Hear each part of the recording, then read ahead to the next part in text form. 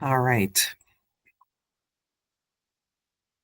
The speaker, so before we begin today's webinar, I would like to acknowledge that Concordia University of Edmonton is located on Indigenous lands and territories now called Treaty Number 6 territory and the homeland of the Métis District 9.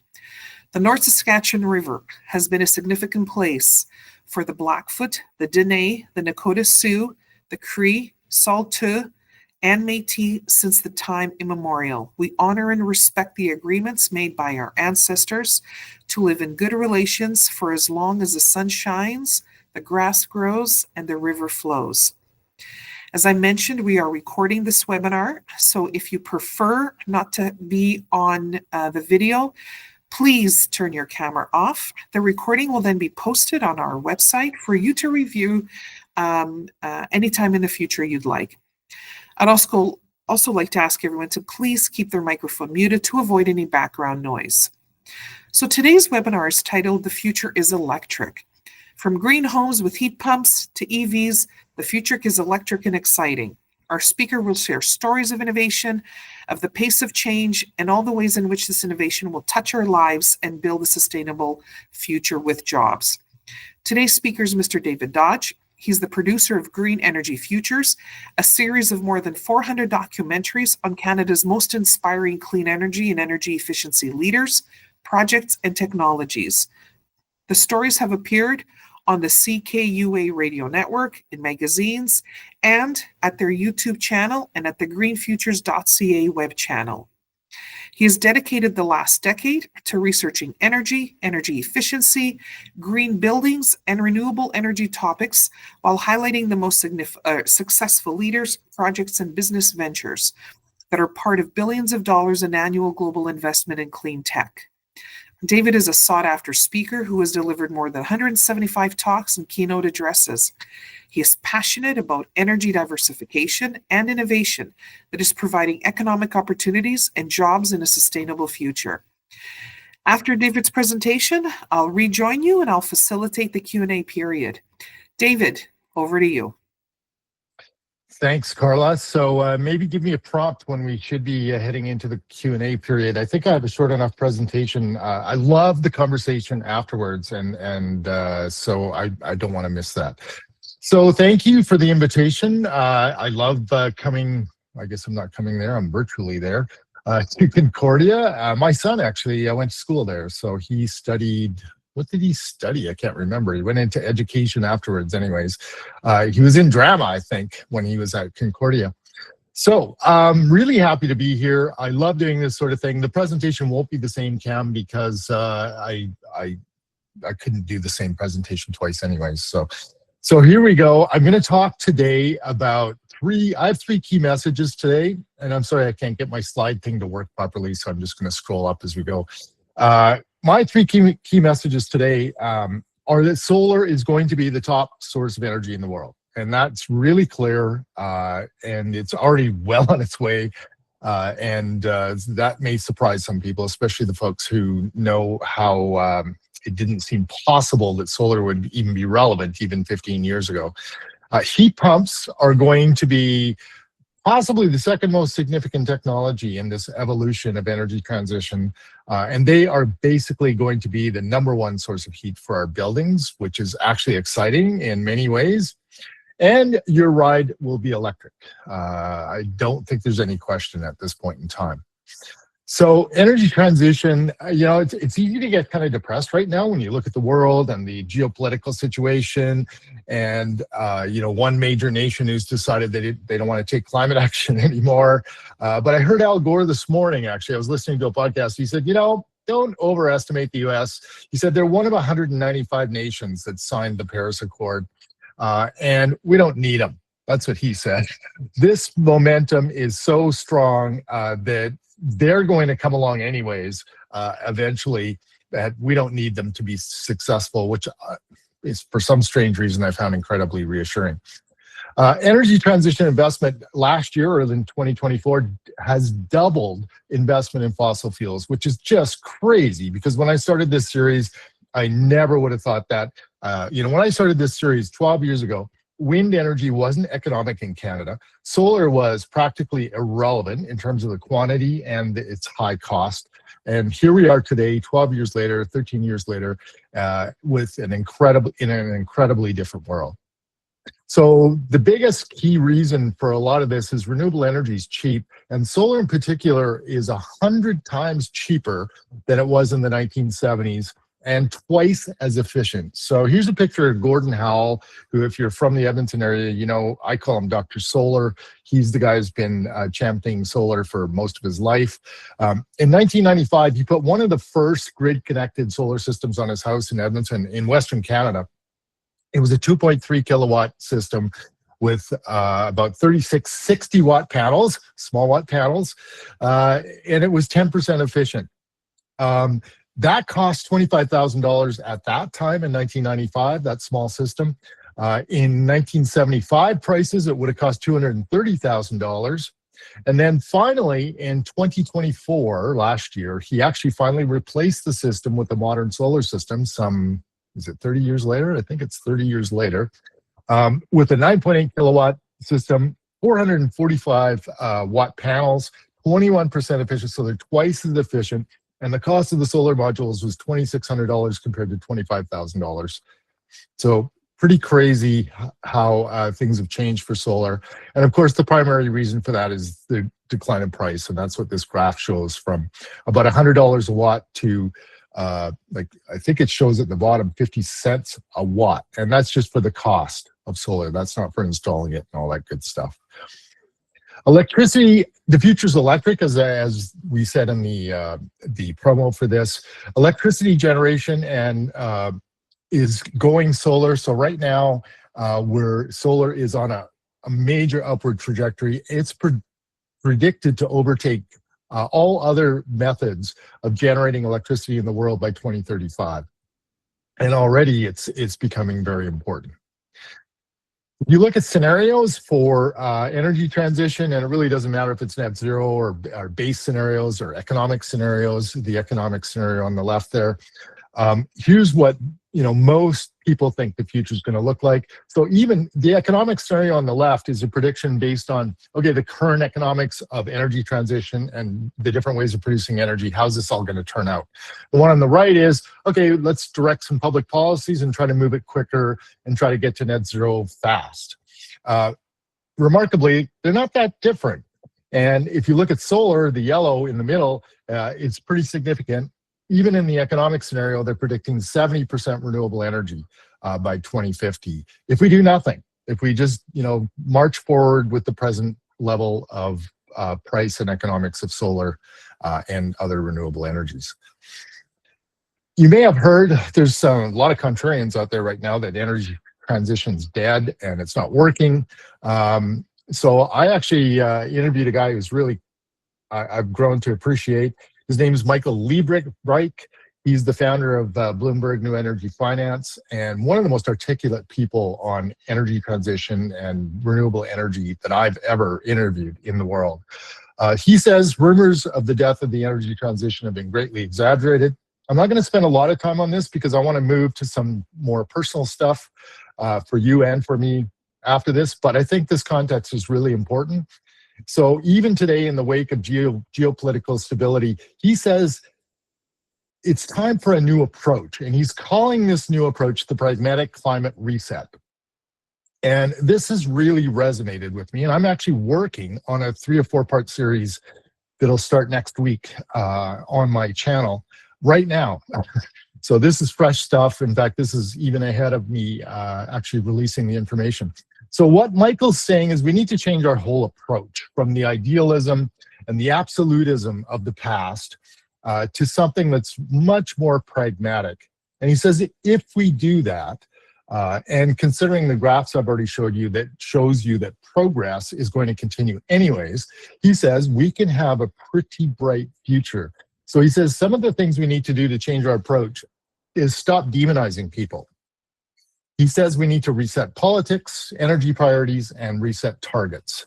And most important, I already said this, we need to abandon absolutism. So the whole climate issue has been surrounded by this from the very beginning. The urgency of the issue, the major impacts that come with the issue. We need to go 100% renewable energy. We need to target 1.5 degrees, even though the Paris Accord only actually targeted 2 degrees. 1.5 was an aspiration kind of layered on to the agreement near the end when island states were worried about disappearing in a future of 2 degrees. And no gas. We used to say, a lot of the idealists say there's no room for any gas whatsoever in a sustainable future.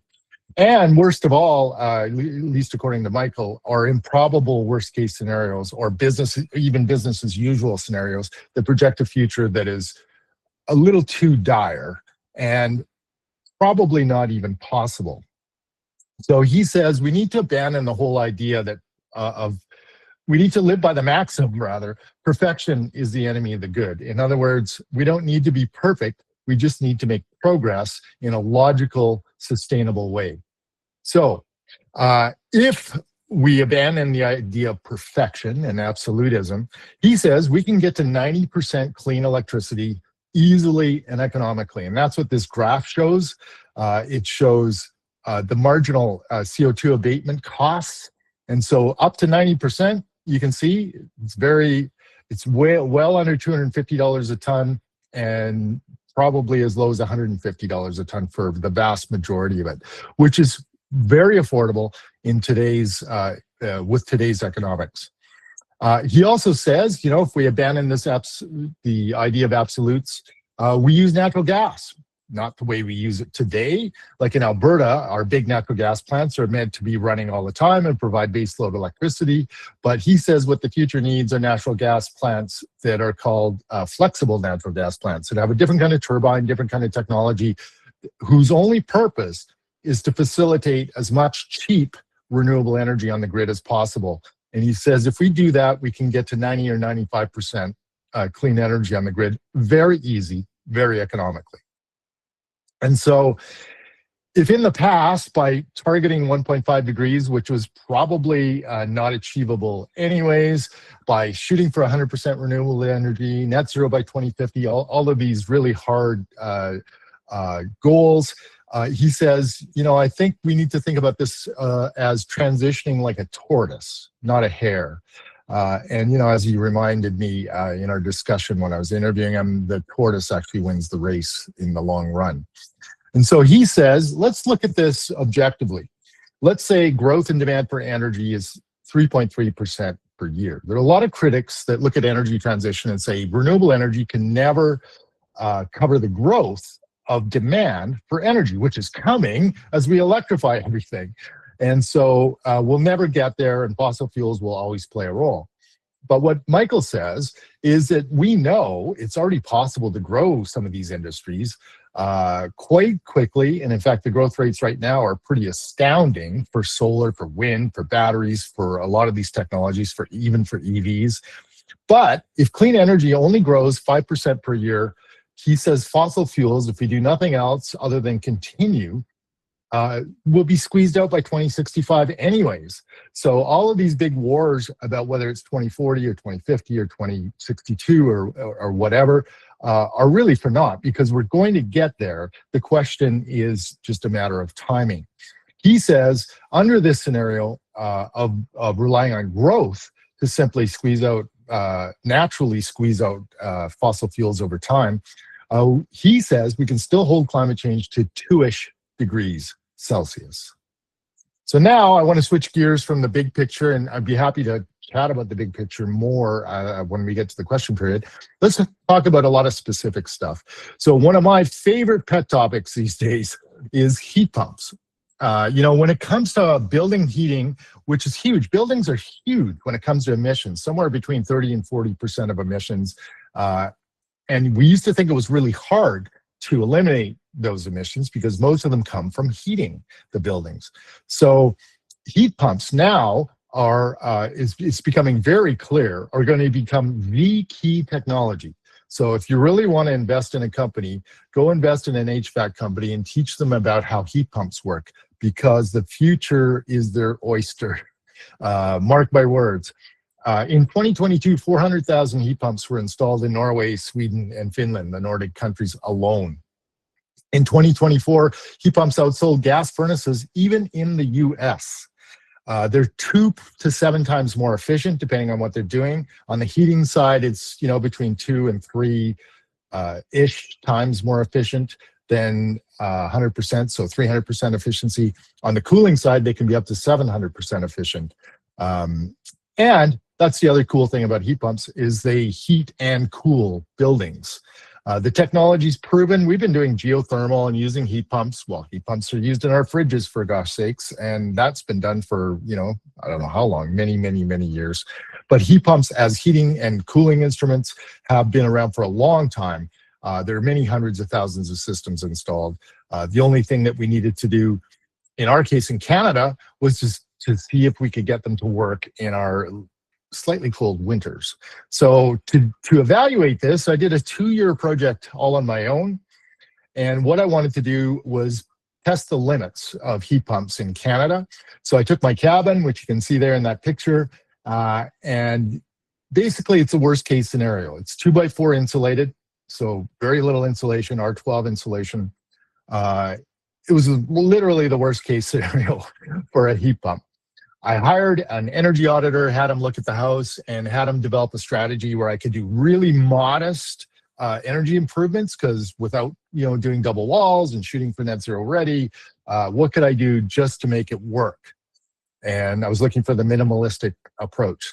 So he did that, and he found out if I added some crawl space insulation, improved the air sealing, and did a few other things to my cabin, I could heat it with a heat pump, at least in terms of his modeling. And so I did that. And the first year I put it in, which was the winter before last, it got to minus 41. So, people say they've experienced minus 40, but I actually had my own thermometer, and you can see there on the screen, it was actually minus 41 at my cabin. I have a picture of my own thermometer that was there as well, which is nasty. It was about 3 days of minus 41 and then a few days in the 30s. And the thing is, I got through it. So what I bought, or what I had installed, is the Toso heat pump, which is rated to minus 35 degrees Celsius, which is definitely one of the better ones on the market today, although there's a lot of them that are rated to minus 30 anyways. I have a backup resistance, basically a garage heater, 10,000 watt or 8,000, 6,000 watt, something like that, backup heater, which I've only used once, which was back during that period. And also though, and this is pretty important, is I do have a wood stove in my cabin. So I did test the heat pump. It worked down to minus 35 as advertised, even to minus 37. It was losing ground, definitely, starting at about its rated temperature of minus 35. It was losing ground in terms of heating the cabin and needed some supplementary heat, whether it was from the wood stove or from the electric heater that I installed. But moral of the story is, because I burn some wood in the winter, and you tend to burn the wood when it's really cold, so you're helping the most, I only spent $800 all in, including energy and distribution, transmission, all those other costs for electricity, to heat and cool this poorly insulated cabin. So not a bad outcome when you think about it. I was told by many of the experts I talked to in the beginning, don't do it. And again, my one caveat for this, if you're about to run out and you have a 2x4 home and you're about to put a heat pump in it, if you don't have a secondary source of heat, I probably would do some more insulation work before I did this, just so you know.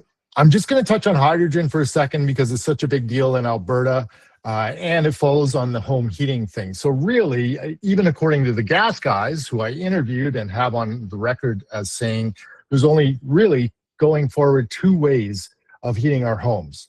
And remember, this is a natural gas guy from ATCO who told me natural gas won't be used because there's no way to deal with the emissions from natural gas when it's burned in your home to heat your home. So he said to me on the record, the only 2 ways of doing this in the future are hydrogen and heat pumps. And he's an advocate of hydrogen because they're actually doing a pilot in Fort Saskatchewan. But I think home heating and hydrogen have a long, hard road ahead of it because you need, first of all, you need to invent the appliances that will burn hydrogen. You need to convince people to buy them. You need to figure out how to move the hydrogen around in pipelines.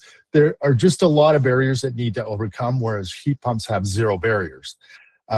So I think it's going to be a hard road for hydrogen to compete in any way whatsoever in home heating. But on the topic of hydrogen, there's a lot of hype in all the areas I cover. There's more hype in the hydrogen area, I think, than any other area of sort of the clean energy revolution. So what I'm going to say here in this one slide, without going into details, is Michael Liebrich, the guy I talked to about the energy transition. He also did a lecture in 2024 on global energy transition trends and hydrogen.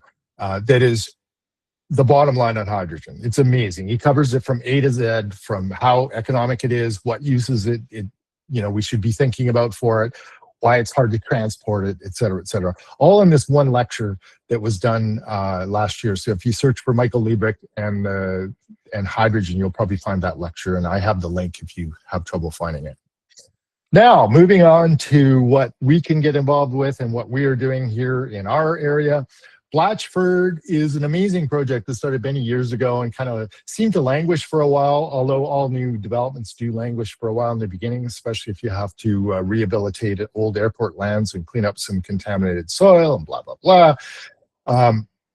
It's now kind of coming into its own. So I waited until this year or earlier this year to do a story on it, because I wanted to be able to do the story when it was actually had some momentum and was beginning to work. The vision is incredible. It's to create the largest planned carbon neutral community in North America. There's no other planned project as big and as ambitious as this in North America. And for the record, we're the most northerly city in North America, big city anyways, or over 1 million city.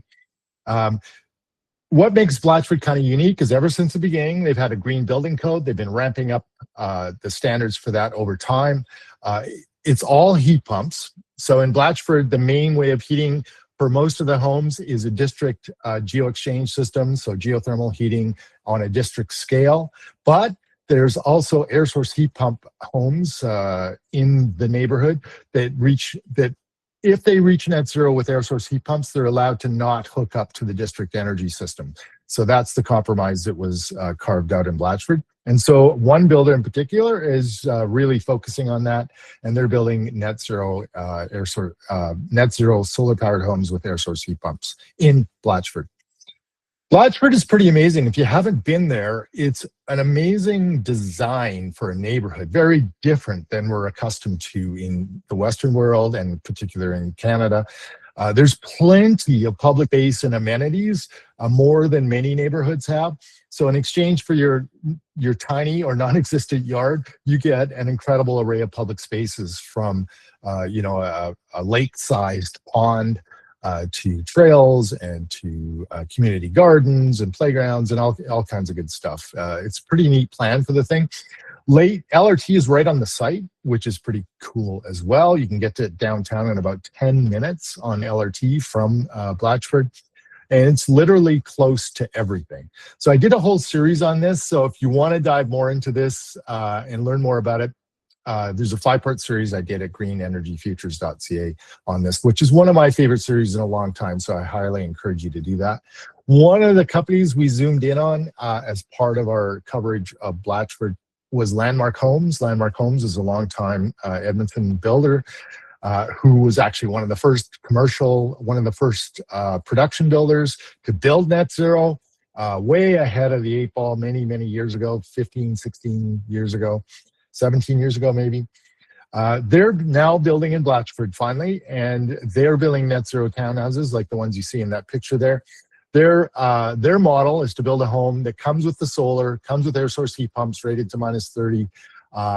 And in this case, really cool, they've worked out with Emissions Reduction Alberta the idea of doing a pilot on including energy storage with every home.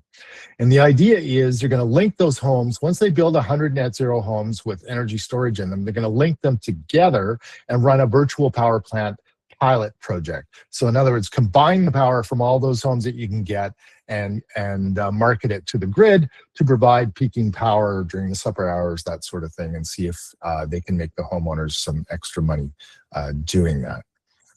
Pretty cool project. On the theme of virtual power plants, little sidebar here. I also did a story not too long ago about a pretty interesting guy from Vancouver. His name's Rob Safrata. He owns West Coast Sightseeing, which operates 60 diesel buses, that takes people all over the place, touring them around the West Coast. He had this dream that he wanted to go electric with his fleet, but he thinks he needs to get more value out of the electric fleet than just the savings you get from driving them. And so his idea was to start a second company called Fuse Power Management, where he's actually working on a pilot with BC Hydro and some other companies to create a virtual power plant using buses. And so his buses aren't school buses, but there's another a group that wants to do that with school buses as well. And so the idea is these school buses, they're out all day, but they come home at a very predictable time. And the modeling shows they would still have lots of charge left in them when they come back to the yard after dropping off the kids, just in time for the supper hour rush or the peak power demand of the day. And so they could literally offer that power from the school buses to help overcome the peak, hopefully make some money on it, and then charge the buses overnight for use as buses in the morning and then as power stations later in the afternoon. So this project is actually going ahead in Vancouver. So it's going to be kind of cool to watch that. I think the trick with these virtual power plants is to figure out how you can have a middleman and how you can make money. And I really think, they're kind of doing workarounds right now to make this work.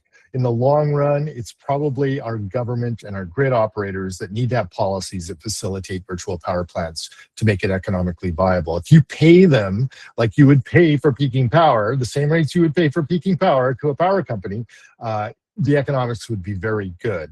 And some of these workarounds they're having to do in the absence of those policies, we'll see how the economics work out. So the other thing I told you about, and I'm not going to go into lots of detail, but EV sales are soaring despite all kinds of, you may have heard rumors of slowdowns. The slowdown in EVs wasn't a decline in sales. It was a slowdown in the growth, the fantastic growth rates of EVs. There was a slowdown in the growth rate, which was portrayed in the media as EVs are they're starting to slow down, they're not selling anymore, turned into all kinds of different headlines. But really all that happened is there was a very mild slowdown in the growth rate of the sales of EVs. And so as they're continuing on, and they're pretty much going to own the market, probably sooner than many people thought. Last year in 2024, there were 17 million EVs sold around the world. The most interesting country, well, aside from China, which is, I think, well above 50% sales are EVs in China. But the other country that's interesting is Norway. And just last month, they reached a record of 98.3% of all sales of new vehicles in Norway were EVs. So bringing this back to personal, I love EVs. And so my wife she purchased a Kona, which is a battery electric vehicle, which is the one at the top there. Because we live at a beach in the country, everything is 75 kilometers away. And we like to go camping, and I like to pull a utility trailer. We did compromise on our second vehicle and bought a plug-in hybrid, the Mitsubishi Outlander that you see down below, which is now the best-selling plug-in hybrid in Canada. It's a big compromise. I'd rather have an electric vehicle, but as a compromise, I love it. And once you've driven any electric vehicle, either of these, you'll never go back. And the way I put it is, I drove my daughter's brand new RAV4 not too long ago. She asked me to go pick up something for her while I was at her place. And so I took a RAV4 to pick this thing up. And I got in the car and I hit the gas and I thought, why is this thing so clunky? Like, it just felt rough. Once you've driven an EV, it's hard to describe until you get used to it. It's just, the pickup is so instant, they're so responsive, they're so fun to drive that it's really hard to think about going back. Oh, and by the way we manage it, if you get an EV and you don't have a level 2 charger in your home, you'll probably sell the EV eventually. It's really critical that you have charging available to make EVs work in your life. We have two. We have one in our garage and we have one in the front of our cabin, which is where we're living now, just for convenience sake. We don't need to, but we have to. So following along on that, assuming that the future's electric, you're gonna have an electric car, you're probably gonna have a heat pump, maybe you'll get solar. You need a way to manage all this, and the grid needs you to have a way to manage all this, and your home needs you to have a way to manage all this. One of the greatest examples I've run across in Canada is a company called DC Bell, as in direct current, DCBEL. It's a company out of Montreal that has made this amazing charger. So it's a vehicle charger. In this case, it's a dual port DC charger, which is faster than any AC charger. And in this case, it's also a solar inverter and an AI-powered energy management system, all in one unit. So the future is you'll have one unit like this. This is your solar inverter. It's the thing that's going to charge your cars, and it's got the smarts built into it to interact with the grid or to respond to your own programming or wishes on how it should work. So should you send energy from your car to the grid because you can make money on it at SupperCon? Should you store your energy that you're making in solar in your car or in a battery, or should you send it to the grid? All of these things will be handled by the unit, which will know the price of energy, and eventually if this new world grid is going to work, we're going to have to do this. Because think of it this way, the largest battery that's going to be on the grid in the future are electric vehicles by a long shot. So all you have to, if all you do is manage when those vehicles charge, you can probably make it work. If you don't manage them, nothing is going to work. The grid is going to blow up. So they can be a tremendous resource, either managing when they charge, or they can send energy back to the grid, or you can not manage them and the grid will blow up. So this device, this is how we make all this work. It's at our end. We still need regulations and some smarts at the grid end to make it work. And I fear that's going to take longer than you and I to adapt because we'll probably wait till things blow up before we do the right thing to make that work. Although I have interviewed some folks like Sabrine here from Siemens. Siemens and many other companies are working with AI and on devices, smart devices, to help manage the grid, to manage all these distributed solar and EV and other resources that are on the grid. And what they've already learned is they can dramatically affect success with all these different resources already, with the technology they have already. But there's so much that needs to be done to facilitate this. We need new regulations. We need some hardware changes in the grid. There's some work that needs to be done. The grid folks know this. The question is whether they'll do it quickly enough, because people are buying EVs fast, people are buying solar fast, and it's a ticking time bomb at this point. That's what Sabrine called it. Now, maybe she was just trying to market her smart grid technologies, but I tend to agree with her. I think it is a ticking time bomb, and the question is whether we'll adapt soon enough to take advantage of all these technologies. I wanted to take a little side trip just out of interest to show you how some of these things are working in unexpected ways. So Jana and Ryan Greer, they were hobby farmers on Vancouver Island. They wanted to come to Alberta and buy a little farm and start farming or ranching. And, it's pretty hard to start a farm. It's pretty expensive. How do you afford to be of a scale big enough where you can actually make some money? It's a pretty imposing idea, is starting a ranch in this day and age. First-time farmers. But they did. So they came to Alberta. And what they did was they bought a small ranch and 12 sheep just outside of Calgary near Strathmore. And Jana was really passionate about this stuff. So she learned about vegetation management, and she was aware that Capital Power was building a 41 megawatt solar project not far from, right outside Strathmore. And so she went to them and she said, how about if you let me manage that property in terms of your vegetation? So For solar companies, they either have to mow the weeds or the lawn or whatever's growing underneath the solar to ensure the solar keeps working, or they need to manage that in some way. And so it's a cost to them. What Jana went to them with is to say, look, let me manage that for you. I'll make sure it's never a problem. And by the way, can I graze my sheep there? And so she did. And what happened in the end is that land, as agricultural land, is far more productive economically than it ever would have been as either grazing land or farmland. In this case, it was grazing quality land, it wasn't really farming quality, which is actually a better case scenario for a solar farm. But regardless, the land is more productive. The solar is more economic, makes it more economically productive. And so the land is actually doing better than it was before the solar farm was there. And so look at it this way. So for Jana and her husband, Ryan, they went from 0 to 1,500 sheep in a couple of years.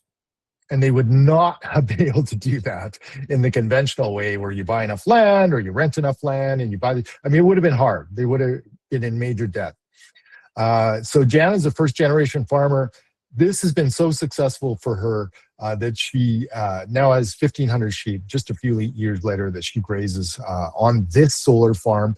And since we've done this story, she's already started a second project on another solar farm. And I'm not sure how far she's gone, but she's probably doubled her herd in that time as well. And she's become such an expert in how you manage the vegetation. She's actually doing consulting to other farmers and groups and solar companies that are interested in how she does it. Another little side trip, which I'm really excited about. This is an Alberta story again. So there's a company in Calgary, Alberta called Ebor, and they are a geothermal company. And if you're not aware, there are many people in Alberta that have long wished that geothermal would take off. They're excited by geothermal. We should build deep geothermal wells. We should reuse those oil wells. We're going to make a lot of energy. It's going to be awesome. We're still waiting for the first pilot project in Alberta for traditional deep geothermal. Ebor took a different approach. So here's a company in Calgary. They built a pilot project near Rocky Mountain House. And their idea is take the traditional idea of geothermal, like you might put on your farm. And the way those work is you put a closed loop, shallow, maybe 10 feet down, shallow into the ground. You put a whole bunch of loops and you harvest the heat of the earth, the ambient heat of the earth, which is 4, 5, 6 degrees. And you run that through a heat pump and it makes for a very robust heating system. Well, what Ebor did is they took this traditional like geothermal or geo-exchange strategy that people have been using on their farms and homes for decades, and they applied it to deep geothermal. So what they did was they took some technology from the oil industry, in other words, horizontal drilling and some other technologies, and they went to Geretsried, Germany, where the government there bought into their first big pilot project because in Europe, companies are desperate to get off of gas and any fossil fuels because of the political uncertainty around fossil fuels, getting fossil fuels in Europe and Russia and all those good things. And so anyways, they're building this project in Geretsried, Germany. It's a 350 million euro project, and it's deep geo-exchange, except it's closed loop. So with traditional geo-exchange, deep geo-exchange or deep geothermal, you got to find a pocket of hot, either by going down far enough or to find a hot water, like a basin. It's like finding an oil resource, right? You're trying to find the hot water or the hot steam resource. You don't have to do that with this strategy because this strategy relies on the simple physics that the earth gets, I think it's 30 degrees warmer every kilometer you go down, something like that, rule of thumb, something like that. So they go down 4.5 kilometers and then they go 3 kilometers horizontal and they're harvesting temperature that's high enough to actually run a turbine and produce electricity. There's 90 kilometers of drilling and 360 kilometers of pipes in those loops under this plant in Germany. It'll produce enough electricity for 8,000 homes and enough heat for a district heating system for 120,000 homes. So I'm watching this very closely to see how economic it is and to see what kind of potential it has. So for me, yeah, you can get wrapped up in bad news and all that stuff. I tend to try to avoid doing that, and instead I stay focused on the art of the possible. And right now, in terms of this space, in terms of clean energy, green vehicles, and green buildings, the economics now favor a clean energy future. So all we have to do is follow the economics, which is way easier than trying to sell people on something that's very expensive that they may or may not agree with. So I think we're in a good space right now. The world isn't. Yeah, we got some stuff to work on politically and otherwise, but I think in terms of the potential, it's there, and we're in a good space. So I just want to end by saying, if you're not aware of my channel, it's greenenergyfutures.ca.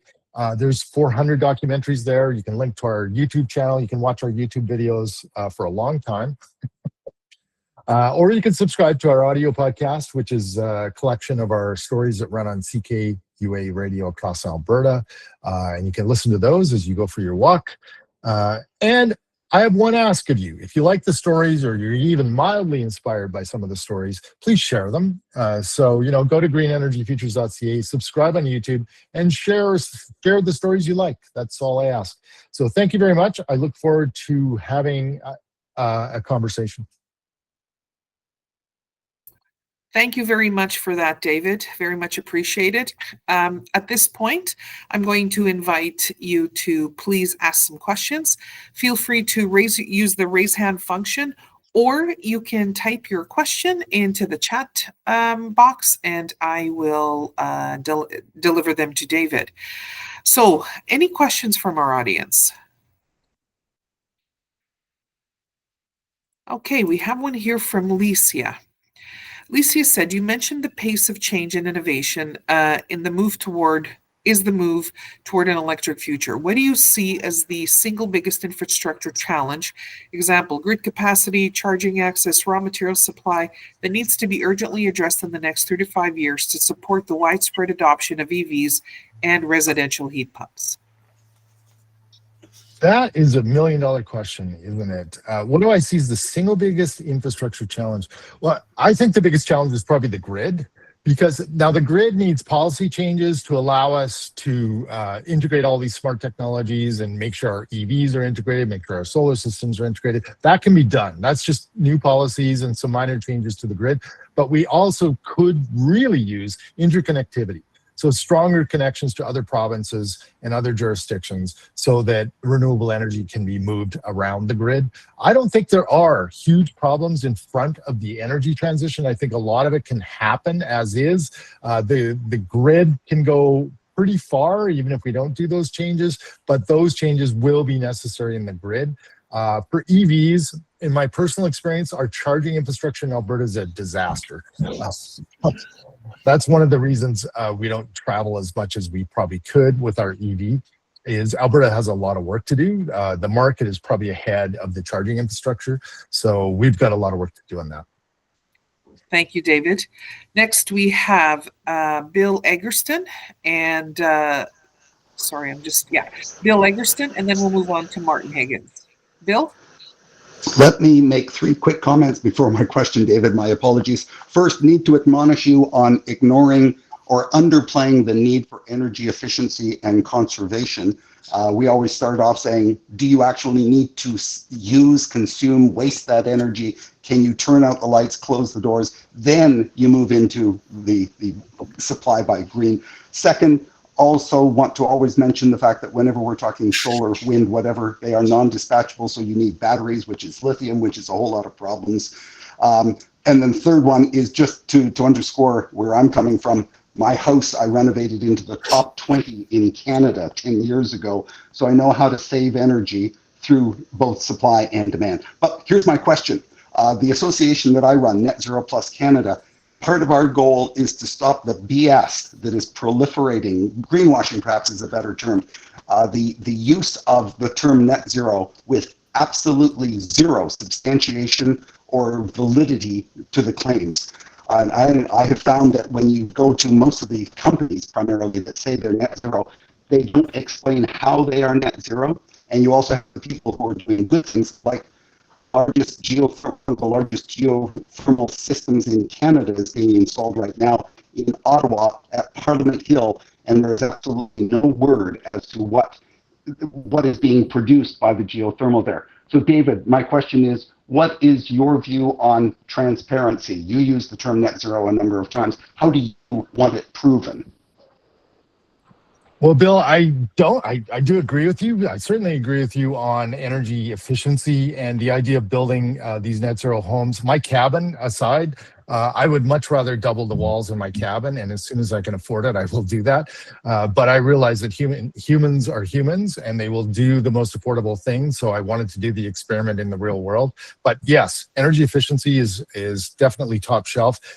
I would disagree with you a little bit on the net zero. I agree with you that we need to have a definition that works and is real and means something.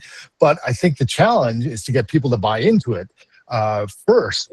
I think that's the bigger challenge than whether it's 90% net zero, 110%, or 75% net zero. I think the challenge is to get people to accept that as the challenge that we need to do for buildings.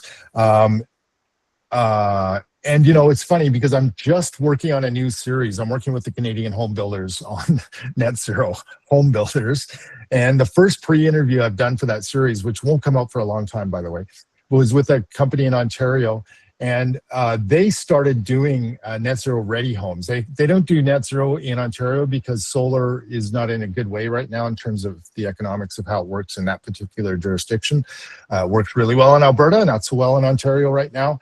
But anyways, what they learned, long story short, they started building Energy Star homes and said, okay, as an option, you can have an Energy Star or not Energy Star. Nobody was willing to pay for Energy Star. So eventually what happened with this home builder is they decided they would find the most economic way to get it to net zero ready, whatever that means. And then they would just sell that as their strategy. So this company, which I'm not going to name right now, builds only one standard of home, and it's right up to net zero ready in terms of the efficiency levels. So that's what's needed, whether it's 90% or 95%. But I don't disagree with you, Bill. I think we absolutely need to define it, and it needs to be meaningful in the definition. But to me, it's moving the world along and 30 to 40% of emissions along in terms of dealing with buildings. Thank you very much for that, Bill and David. Martin. Hi, David.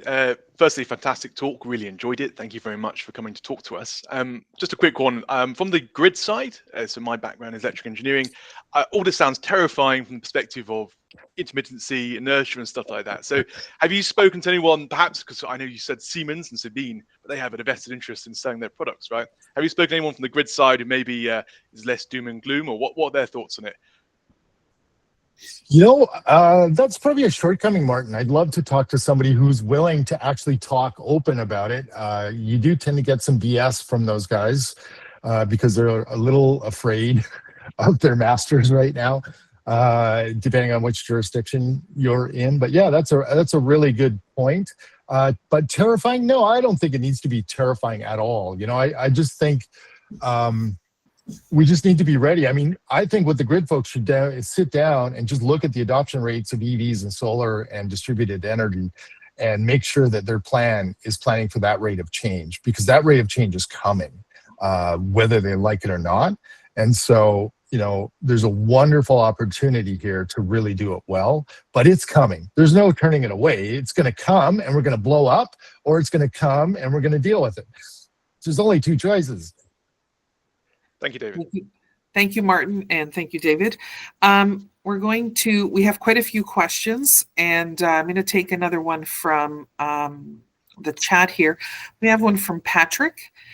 Patrick's asking, any thoughts about the increasing demand on the electric grid due to AI data centers and how that might impact progress in green energy?